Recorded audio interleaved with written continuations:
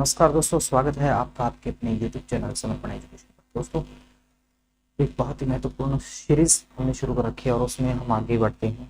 और आज बहुत सारे संविधान के बहुत सारे प्रश्न जो ऐसे जो फैक्ट्स जो हम किताबों में पढ़ते हैं, उनके अलावा बहुत सारे ऐसे फैक्ट्स हैं जो हमें एक जगह किसी भी पुस्तक में नहीं मिलते, उन सब को जो है आज हम करने वाले हैं और क्विज के माध्यम से करने वाले हैं। तो चलिए शुरू करते हैं बिना समय गवाए।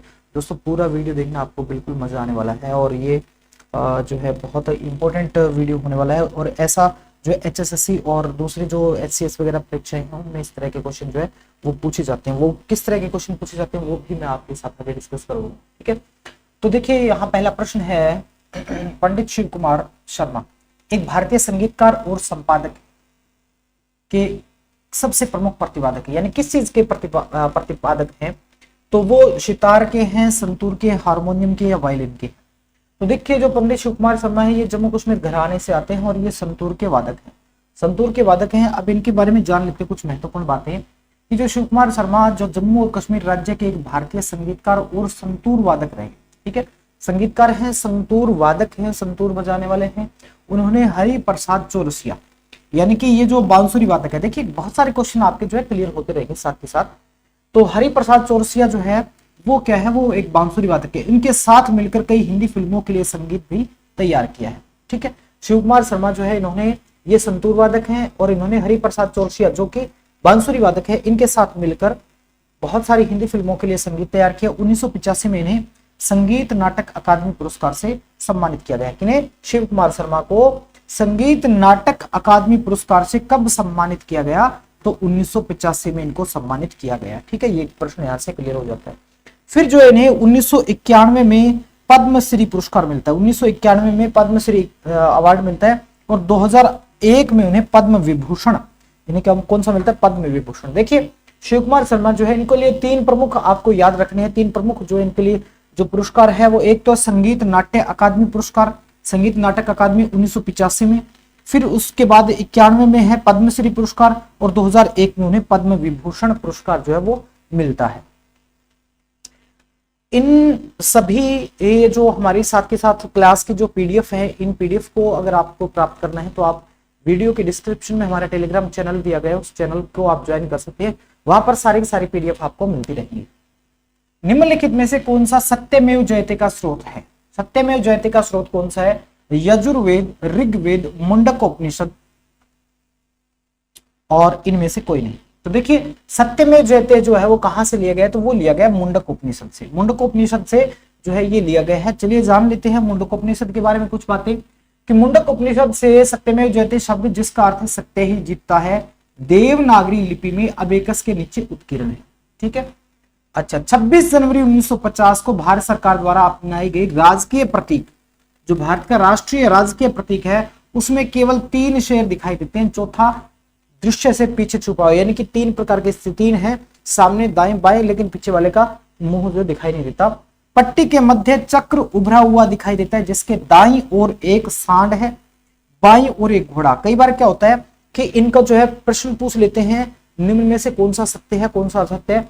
तो ये पूछा जाता है, देखिए कि जो सांड है वो किस साइड में है और घोड़ा है वो किस साइड में है। ठीक है, दाएं तथा बाएं किनारे पर अन्य पहियों के किनारे होते हैं। ठीक है, घंटी के आकार का कमल विलोपित है और राज्य प्रतीक अशोक की सारनाथ शेर राजधानी की एक अनुकृति है। ठीक है, तो ये जो अशोक का जो सारनाथ का जो चिन्ह है वहां से जो है वह भारत का राज्य के चिन्ह लिया गया। इसमें जो है कौन कौन से हैं? इसमें जो है पट्टी के मध्य उभरा हुआ दिखाई देता है जिसमें क्या है, दाईं ओर एक सांड है, बाईं ओर घोड़ा है, यानी कि दाईं ओर सांड है, बाईं ओर घोड़ा है। ये बात आपको ध्यान में रखनी है। ठीक है, इस तरह की चीजें, बारीक चीजें पेपर में पूछ ली जाती है।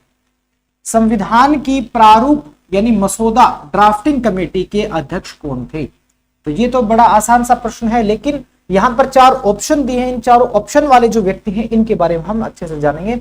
अरुणा आसफ अली, राजेंद्र प्रसाद, जे.एल. नेहरू और बी.आर. अम्बेडकर।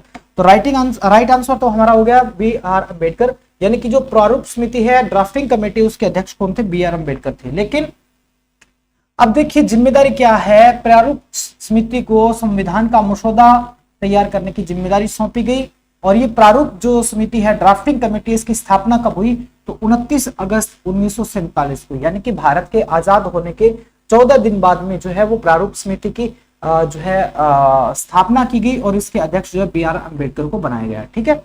इसके अलावा देखिए संविधान के बारे में महत्वपूर्ण बातें क्या है कि संविधान को बनने में 2 वर्ष 11 महीने और 18 दिन का समय लगा, जबकि इसके खर्च कितना हुआ? 63,96,736 रुपए जो है इसके ऊपर खर्च हुआ, यानी कि लगभग जो है वो आता है लगभग 64 लाख रुपए जो है वो संविधान निर्माण में खर्च हुआ। 63,96,736 रुपए जो है वो पूरा एक्यूरेट आंकड़ा जो है वो संविधान को बनाने में खर्च हुआ था। ठीक है। और दिन कितने लगे? 2 वर्ष 11 महीने और 18 दिन लगे थे। ठीक है।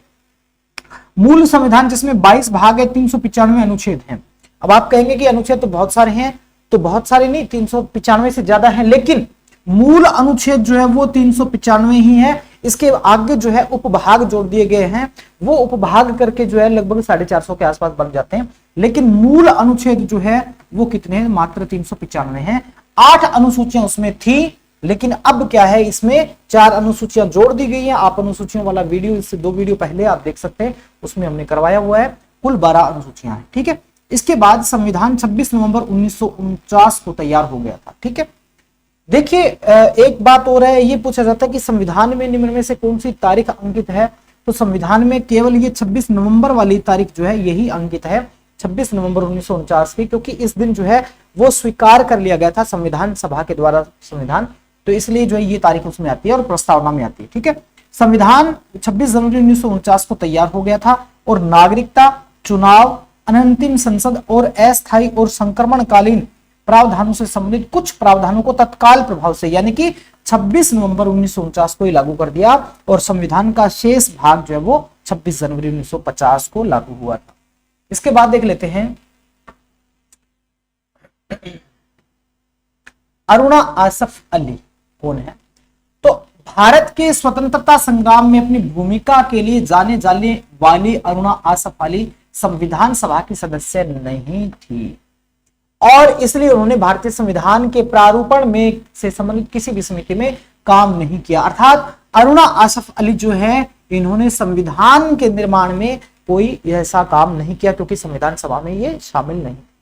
इसके अलावा डॉक्टर राजेंद्र प्रसाद जो कि संविधान सभा के अध्यक्ष थे, स्थायी अध्यक्ष थे, वो जो पहले अध्यक्ष थे वो अस्थायी अध्यक्ष डॉक्टर सच्चिदानंद सिन्हा थे, लेकिन उसके बाद में जो है दूसरी बैठक जब होती है, उस दूसरी बैठक में 11 नवंबर वाली में इनको जो है वो बना दिया जाता है अध्यक्ष। ठीक है। तो उन्हें संविधान सभा के अध्यक्ष के रूप में चुना गया। संचालन समिति, अब देखिए राजेंद्र प्रसाद जो थे वो कौन कौन से समितियों के अध्यक्ष और थे, यानी पूरी संविधान सभा के तो अध्यक्ष थे ही थे।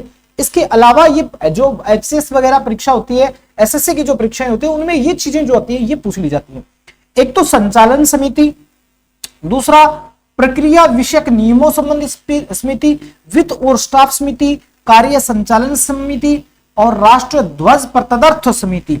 ये समितियां, इन समितियों के हिस्सा थे, इन समितियों में शामिल थे कौन? बाबू राजेंद्र प्रसाद। ठीक है। अच्छा, बाबू राजेंद्र प्रसाद जो बिहार से संबंधित थे और उसके लिए राजनीति में इन्होंने बिहार और महाराष्ट्र में अपनी भूमिका निभाई।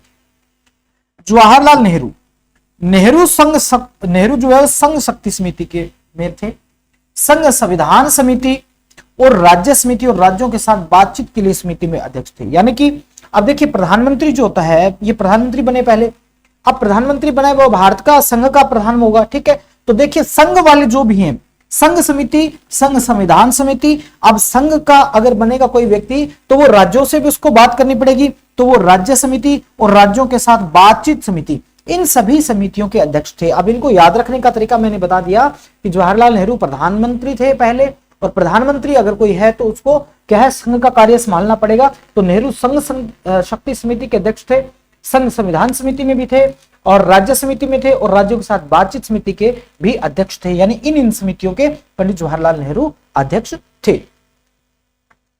इसके बाद में देखिए चौथा प्रश्न है, संविधान सभा ने भारत का संविधान कब पारित किया? तो बड़ी सामान्य सी है कि भारत जो 26 जनवरी 1950 को तो लागू हुआ, 26 नवंबर 1950 और 14 अगस्त 1947 और 26 नवंबर 1949। तो देखिए लागू हो गया था, वो हुआ था 1950 को, तो स्वीकार जो है, पारित जो है पहले ही होगा, तो ये 26 नवंबर 1949 को भारत का संविधान जो है वो पारित हो गया था। अब इसके बारे में देख लेते हैं कि 9 दिसंबर 1946 को पहली बैठक होती है संविधान सभा की, प्रथम बैठक होती है, और ये संविधान हाल में ये जो है, जिसे आजकल जो हम सेंट्रल हॉल के नाम से जानते हैं, ये संसद भवन के सेंट्रल हॉल के अंदर जो है इनकी पहली मीटिंग हुई, यानी पहली बैठक हुई, और 207 सदस्य उपस्थित थे जिन्होंने रजिस्टर पर हस्ताक्षर कर अपना पहचान पत्र प्रस्तुत किया। यानी कि जो पहली बैठक थी, देखिए इस तरह के बारीक प्रश्न जो है वो बहुत संभावनाएं रहती है कि जो 9 दिसंबर को जो प्रथम बैठक होती है तो उसमें कितने सदस्य उपस्थित थे, तो उसमें 207 सदस्य उपस्थित थे। ठीक है, दिसंबर 1947 तक विधानसभा में 299 सदस्य थे, 229 सदस्य 12 भारतीय प्रांतों से चुने गए थे और 70 सदस्य 29 रियासतों से मनोनीत किए गए थे। यानी कि कुल जो है वो दिसंबर 1947 तक जो है 299 सदस्य इसमें हो गए थे। अब देखिए यहां से प्रश्न कैसे बनेगा कि भाई निम्न में से कौन कौन से कथन सत्य हैं या कौन कौन से कथन इसमें असत्य है। ठीक है, तो इस ऐसे में क्या, दिसंबर 1947 तक विधानसभा में, विधानसभा का मतलब अब तो राज्यों के लिए विधानसभा है, यानी आप इसको कह सकते हैं संविधान सभा में 299 सदस्य थे, तो उनका वर्गीकरण कैसे था, 229 सदस्य थे 12 भारतीय प्रांतों में से और 29 रियासतों से 70 सदस्य इसमें शामिल थे। गणतंत्र भारत, अब गणतंत्र भारत कब होगा, भारत गणतंत्र होता है 26 जनवरी 1950 को। क्यों, जिस दिन संविधान लागू हो जाता है और भारत का राष्ट्रपति निर्वाचित होता है, यानी कि भारत का राष्ट्रपति जब निर्वाचित होने की प्रक्रिया लागू होती है, तो इसका मतलब क्या, भारत गणतंत्र हो गया। और गणतंत्र भारत के संविधान के अनुसार शासित है, यानी कि और 26 नवंबर 1949 को संविधान सभा द्वारा अपनाया गया और 26 जनवरी 1950 को लागू कर दिया गया। यानी कि भारत गणतंत्र कब बना, तो इस प्रश्न का उत्तर आपका ये होगा 26 जनवरी 1950 की। देखिए 1934 में, अब संविधान सभा की बात आती है कि संविधान सभा जो सबसे पहले जो इसका ऑफिशियल मुद्दा जो है वो, वैसे तो जवाहरलाल नेहरू ने पहले उठाया था, मोतीलाल नेहरू ने उठाया था, लेकिन इसको जो एक प्रारूप जो इन्होंने दिया था, यानी कि जो एक फील्ड के ऊपर जो काम किया था, तो वो एम एन रॉय ने किया था। 1934 में एम एन रॉय ने पहली बार संविधान सभा के विचार का प्रस्ताव रखा था। ठीक है, इससे पहले महात्मा गांधी कह चुके थे 1922 के आसपास कि भाई जो भारतीयों का संविधान भारतीयों की इच्छा के अनुसार होना चाहिए। ये कथन महात्मा गांधी ने कहा। ये कथन जो है पेपर में पूछ लिया जाता है, ये कथन किसने कहा कि भारतीयों का संविधान भारतीयों की इच्छा अनुसार होना चाहिए, महात्मा गांधी ने कहा। उसके बाद मोतीलाल नेहरू ने 1924 में मांग करी थी संविधान सभा की और इसका प्रस्ताव रखा, यानी कि जमीन पर जो काम किया वो किया है एम एन रॉय ने। कब किया, 1934 में विचार प्रस्ताव रखा और 1946 की कैबिनेट मिशन योजना के तहत संविधान सभा के गठन के लिए चुनाव हुए। अब चुनाव कब हुए, तो 1946 में हुए। 24 जनवरी 1950 को भारतीय संविधान ने वंदे मातरम को राष्ट्रीय गीत के रूप में अपनाया था। यह प्रश्न जो है पहले कई बार परीक्षा में पूछा जा चुका है, 24 जनवरी 1950 को। इसके बाद देखिए कल्याणकारी राज्य की अवधारणा। कल्याणकारी राज्य की अवधारणा संविधान के किस भाग में है? कल्याणकारी राज्य की संविधान जो अवधारणा है तो वो प्रस्तावना में है, मौलिक अधिकार में, राज्य के नीति निर्देशक सिद्धांत में, या सभी में? तो ये राज्य के नीति निर्देशक सिद्धांत वाला जो पार्ट है, आप इसको मान सकते हैं कि संविधान के भाग 4 का 4 जो है नीति निर्देशक तत्व, यहां से जो है ये अवधारणा इसमें झलकती है। अब नीति निर्देशक सिद्धांत जो है वो क्या है, वो राज्य की शक्तियों को बढ़ाते हैं, नागरिकों की शक्तियों को कम करते हैं। ठीक है, अब देखिए इसमें इसके बारे में कुछ महत्वपूर्ण बातें हैं कि नीति निर्देशक सिद्धांत कल्याणकारी राज्यों की स्थापना का लक्ष्य रखते हैं। भारतीय संविधान के भाग 4 राज्य की नीति के निर्देशक सिद्धांत से संबंधित है। ठीक है, और राज्य की नीति निर्देशक सिद्धांत की अवधारणा आयरिश संविधान से, यानी कि आयरलैंड के संविधान से हमने ये नीति निर्देशक सिद्धांत जो बोल लिए हैं। और राज्य का नीति का सीधा सिद्धांत भारत में आर्थिक और सामाजिक लोकतंत्र की स्थापना करना चाहता है।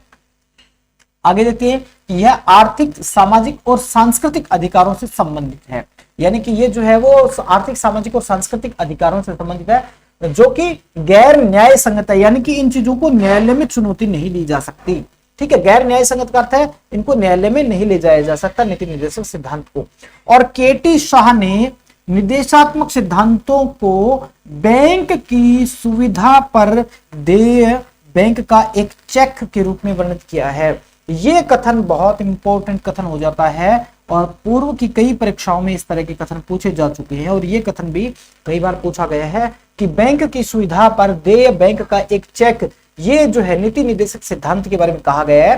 तो एक तो ये पूछ लिया जाता है कि ये किस चीज के बारे में, मौलिक कर्तव्यों के बारे में, मौलिक अधिकार के बारे में, किसके बारे में कहा गया है, तो ये नीति निर्देशक सिद्धांत के बारे में कहा गया है। और किसने कहा है, तो ये के.टी. शाह ने ये बात कही है। Doctor B R. अंबेडकर ने नीति निर्देशक सिद्धांतों को क्या कहा है, भारतीय संविधान की नई विशेषता कहा है। भारतीय संविधान की नई विशेषता डॉक्टर बी.आर. अंबेडकर ने इसको कहा है। अगला देखें, ये भाग 3 में, संविधान का भाग 3 है, उसमें क्या वर्णित है, मौलिक अधिकार हैं, ठीक है। और सरदार वल्लभ भाई पटेल को भारत में मौलिक अधिकारों का जनक कहा जाता है। ये भी जो है मौलिक अधिकारों का जनक किसे माना जाता है, प्रश्न जो है इंपॉर्टेंट बनता है। तो ये सरदार वल्लभ भाई पटेल को कहा जाता है। और मौलिक अधिकारों का विचार हमने कहां से लिया है, तो ये अमेरिका के संविधान से लिया है। और एक लोकतंत्र की प्रथम पहचान क्या है, तो वो है उस देश के नागरिकों को मूल अधिकार मिलना। और मौलिक अधिकार न्याय संगत है। न्याय संगत कहने का अर्थ है कि अगर इनका उल्लंघन हो रहा है किसी नागरिक के मौलिक अधिकारों का, तो वो उसको न्यायालय में ले जा सकता है, न्यायालय में जा सकता है व्यक्ति। प्रस्तावना को अमेरिकी संविधान से लिया गया है। तो भारतीय संविधान की जो प्रस्तावना है वो अमेरिका के संविधान से ली है। हमने मौलिक अधिकार भी संविधान यहां से लिए हैं, अमेरिका के संविधान से। और आयरलैंड के संविधान से हमने क्या लिया है, नीति निर्देशक सिद्धांत लिए, जो कि संविधान के भाग 4 में वर्णित है। और जवाहरलाल नेहरू प्रस्तावना के सूत्रधार हैं। और प्रस्तावना में केवल 26 नवंबर 1949 की तारीख का उल्लेख किया गया है, क्योंकि हम भारत के लोग है ना, जो प्रस्तावना है उसके अंत में ये जो है वो तारीख का नाम आता है कि 26 नवंबर 1949 को इनके द्वारा स्वीकार करते हैं, अधिकृत करते हैं, ठीक है। तो ये तारीख वहां पर आती है 26 नवंबर 1949 को, ठीक है। और ये जवाहरलाल नेहरू ने जो प्रस्तावना जो वो है वो एक उद्देश्य प्रस्ताव था कि हम भारत के लोग संविधान का निर्माण क्यों कर रहे हैं, उसी उद्देश्य प्रस्ताव को संविधान की प्रस्तावना स्वीकार कर लिया गया। बाद भारतीय संविधान में स्थापित सरकार का संसदीय स्वरूप के संविधान से प्रभावित है। यानी कि कौन से देश के संसदीय स्वरूप से प्रभावित है, भारत के संविधान में स्थापित संसदीय स्वरूप। तो संसदीय स्वरूप यानी कि संसद जो हमने वो कहां से ली है, यूनाइटेड किंगडम यानी यूके से ली है, या ऑस्ट्रेलिया से ली है, संयुक्त राष्ट्र से लिया, आयरलैंड से लिया। तो देखिए आयरलैंड से हमने लिए नीति निर्देशक सिद्धांत, संयुक्त राष्ट्र अमेरिका से हमने बहुत सारी चीजें ली है, मौलिक अधिकार लिए, प्रस्तावना ली है, ऑस्ट्रेलिया से हमने जो है वो शक्तियों का विभाजन वगैरह लिया है, और यूनाइटेड किंगडम से हमने संसदीय स्वरूप लिया है। यानी कि जो संसद है भारत की, वो संसद की जो व्यवस्था है वो व्यवस्था हमने ब्रिटेन से ली, यानी यूके से ली है, यूनाइटेड किंगडम से ली है, यहाँ ब्रिटेन भी आ सकता है, ठीक है। और यहां से इसका मतलब क्या है कि एक तो जो है राज्य सरकारें होंगी और एक जो है वो केंद्र सरकार होगी। ये केंद्र सरकार जो है और राज्य सरकारों के बीच में शक्तियों का विभाजन होगा, यानी कि केंद्र सरकार अलग से चलेगी और राज्य सरकार अलग से चलेंगी। ये व्यवस्था जो है संसदीय स्वरूप जो है वो हमने यूनाइटेड किंगडम से लिया है, यूनाइटेड किंगडम ने इस तरह का है। आगे देखिए संसदीय सरकार क्या है, भारत में केंद्र और राज्य दोनों सरकार संसदीय प्रणाली है। राष्ट्रपति भारत के संघ का प्रमुख होता है और राज्यपाल राज्यों का प्रमुख होता है, लेकिन दोनों ही मंत्री परिषद की सलाह पर कार्य करते हैं और दोनों के पास क्या होती है, नाम मात्र की शक्ति होती है, खुद की पावर नहीं होती, नाम मात्र शक्ति होती है, जैसा कि मंत्री परिषद कहे वैसे। एकात्मक विशेषताओं के साथ संघीय प्रणाली, हालांकि भारत में जो शासन प्रणाली है वो संघीय शासन प्रणाली है, लेकिन इसमें क्या है, साथ ही साथ एकात्मक के भी इसमें जो है वो गुण पाए जाते हैं। देखिए एकात्मक कौन सा होता है, एकात्मक वो होता है जिसमें केंद्र सरकार जो है वो मजबूत होती है, मजबूत नहीं, सारे फैसले उसी के होते हैं, जिसमें पावर, मुख्य पावर जो मेन पावर जो है वो संसद के पास होती है, मतलब केंद्र सरकार के पास होती है, ठीक है। और संघीय प्रणाली क्या होती है, जिसमें केंद्र सरकार के पास भी शक्तियां होती हैं और राज्य सरकारों के पास भी अपनी शक्तियां होती हैं और उनमें शक्तियों का विभाजन होता है, वो होती है संघीय प्रणाली। तो भारत में क्या है, एकात्मक विशेषताओं के साथ संघीय प्रणाली अपनाई गई, यानी कि केंद्र भी है, केंद्र की शक्ति मजबूत भी है, लेकिन फिर भी राज्यों के पास भी अपनी पावर है। हमारे संविधान में सरकार की संघीय विशेषताएं हैं, जैसे कि शक्तियों का विभाजन, लिखित संविधान, स्वतंत्र न्यायपालिका, द्विसदनीयता, लेकिन एक मजबूत केंद्र। देखिए ये जो विशेषताएं हैं ये संघ की विशेषताएं हैं, जैसे शक्तियों का विभाजन, लिखित संविधान, स्वतंत्र न्यायपालिका, द्विसदनात्मक संसद। ठीक है, ये जो है ये संघीय व्यवस्था है, लेकिन इसके साथ क्या है, केंद्र का मजबूत होना, ये एकात्मक विशेषता है। एकल नागरिकता, कि हम केवल भारत के नागरिक हैं, हरियाणा, राजस्थान, पंजाब, हिमाचल के नहीं बल्कि भारत के नागरिक हैं। संविधान का लचीलापन, एकीकृत न्यायपालिका, न्यायपालिका जो है वो एकीकृत है, और आपातकालीन प्रावधानों जैसी बड़ी संख्या एकात्मक विशेषताओं की है। तो इसलिए भारत में एकात्मक विशेषताओं के साथ संघीय व्यवस्था को लागू किया गया है। अगला प्रश्न है, भारतीय संविधान के निर्माण के समय संवैधानिक सलाहकार कौन थे? भारतीय संविधान के निर्माण के समय संवैधानिक सलाहकार कौन थे? Doctor B R Ambedkar, doctor Rajendra Prasad, doctor B N Rau या के एम मुंशी? तो देखिए जो है वो कौन थे? Doctor B N Rau. Doctor B N Rau जो है वो क्या है, भारतीय संविधान सभा के संवैधानिक सलाहकार थे। इनके बारे में जान लेते हैं। डॉक्टर बी एन राव को 1946 में संविधान के निर्माण के दौरान संविधान सभा के संवैधानिक सलाहकार के रूप में नियुक्त किया गया था 1946 में डॉक्टर बी एन राव को। दूसरा, बी एन राव के बारे में कि संविधान के लोकतांत्रिक ढांचे की सामान्य संरचना के लिए जिम्मेदार थे, यानी कि लोकतांत्रिक ढांचा जो है उन्होंने इनका बी एन राव ने इनका निर्माण किया, इसके लिए वो जिम्मेदार थे। और फरवरी 1948 में इसका प्रारंभिक मसौदा जो है वो बी एन राव ने जो है वो तैयार किया था। 1950 से 1952 तक संयुक्त राष्ट्र सुरक्षा परिषद में भारत के प्रतिनिधि भी रहे हैं। बी एन राव जो है 1950 से 52 तक जो यूएनओ है उसकी सुरक्षा परिषद है उसमें भारत की तरफ से प्रतिनिधि रहे हैं।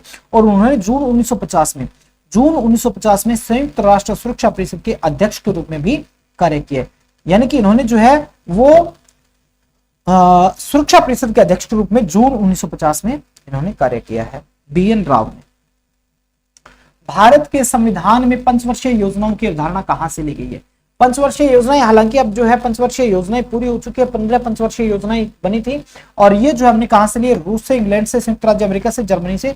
तो ये जो हमने कहां से लिया है? तो ये हमने रूस से लिया है। ठीक है, पंचवर्षीय योजनाओं की अवधारणा जो हमने रूस से लिया है, और जर्मनी से हमने आपातकाल के दौरान शक्तियों का जो है यानी मौलिक अधिकार जो निलंबित हो जाते हैं वो हमने जर्मनी से लिया। भारत के संविधान ने अपने अधिकांश प्रावधानों को दुनिया के विभिन्न देशों के संविधानों से लिया है। डॉक्टर बी आर अम्बेडकर के अनुसार भारत के संविधान को दुनिया के सभी ज्ञात संविधानों की खोजबीन करने के बाद बनाया गया है। रूस से लिए गए महत्वपूर्ण प्रावधान क्या है? पहला तो पंचवर्षीय योजना और दूसरी मौलिक कर्तव्य। और ये मौलिक कर्तव्य जो है वो मूल संविधान में नहीं थे, बाद में जो है वो संविधान के भाग 4 क के अंतर्गत जो है इनको जोड़ा गया था 1976 में। 1976 में जो है ये इनको जोड़ा गया था मौलिक कर्तव्यों को बाद में। ब्रिटेन से कौन कौन से प्रावधान लिए हमने? तो सरकार का संसदीय स्वरूप हमने ब्रिटेन से लिया है। कानून बनाने के जो नियम है वो हमने ब्रिटेन से लिए हैं। एकल नागरिकता जो है वो हमने ब्रिटेन से लिए। देखिए ब्रिटेन के अंदर जो है नागरिकता वैसे ही है कि सभी ब्रिटेन के नागरिक है, लेकिन अमेरिका में ऐसे नहीं है। कोई कैलिफोर्निया में है तो वो कैलिफोर्निया स्टेट का नागरिक भी है और अमेरिका का नागरिक भी यानी यूएसए का नागरिक भी है। इसी प्रकार वो दोहरी नागरिकता है यूएसए में, लेकिन जो है ब्रिटेन में एकल नागरिकता है। भारत के नियंत्रक और महालेखा परीक्षक जो है इनका कार्यालय जो है ये भी कहां से लिया है? ब्रिटेन से लिया है। और द्विसदनात्मक संसदीय प्रणाली जो है वो हमने ब्रिटेन से लिया। और याचिकाएं जो जनहित याचिकाएं वगैरह है ये भी हमने ब्रिटेन से ली हैं। इसके अलावा बात करें संयुक्त राज्य अमेरिका से हमने क्या लिया है?